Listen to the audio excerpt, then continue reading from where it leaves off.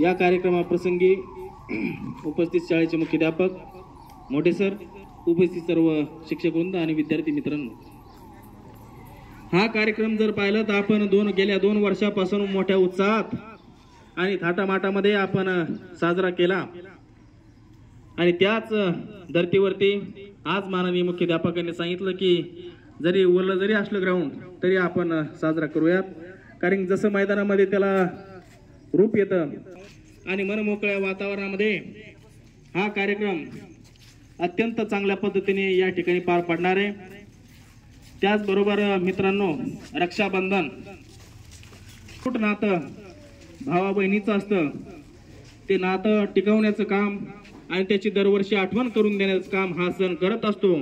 वेळोवेळी आठवण करून देणारा हा सण आपल्या भारत देशामध्ये मोठ्या उत्साहामध्ये सर्व घरोघरी पूर्ण देशामध्ये, देशाव्यतिरिक्त बाहेर असलेले सर्व भारतीय बांधव देखील या सणानिमित्त आपल्या मायदेशी येतात आणि मोठ्या उत्साहामध्ये आपलं रक्षा करण्याचं जे काय कवच आहे ते त्या ठिकाणी देतात।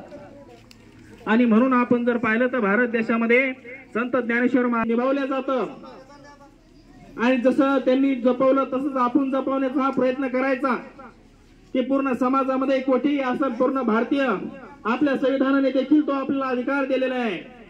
सर्व भारतीय माझे बांधव आहेत, हा देखील आपण बघतो की ह्या सगळ्या विचारामध्ये तो पगडा आहे जो आपल्याला पाहिजे, जो साधू संतांच्या चळवळीमध्ये होता तो आजही आहे।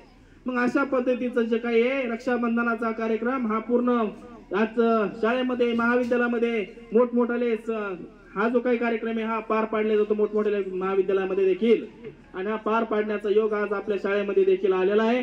त्याबद्दल माननीय मुख्याध्यापकांनी याबद्दल आपल्याला हा कार्यक्रम घेण्यास परवानगी दिली, त्याबद्दल टाळ्या वाजवून त्यांचं स्वागत करायचं आहे सरांचं।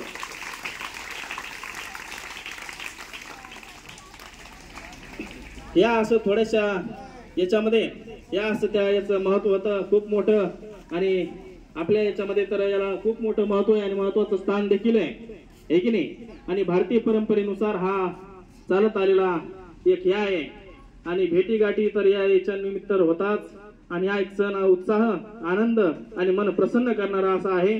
हा कार्यक्रमाची सुरुवात सांस्कृतिक विभाग कदम सर यांना विनंती करतो की आपण आता या कार्यक्रमाला सुरुवात करावी।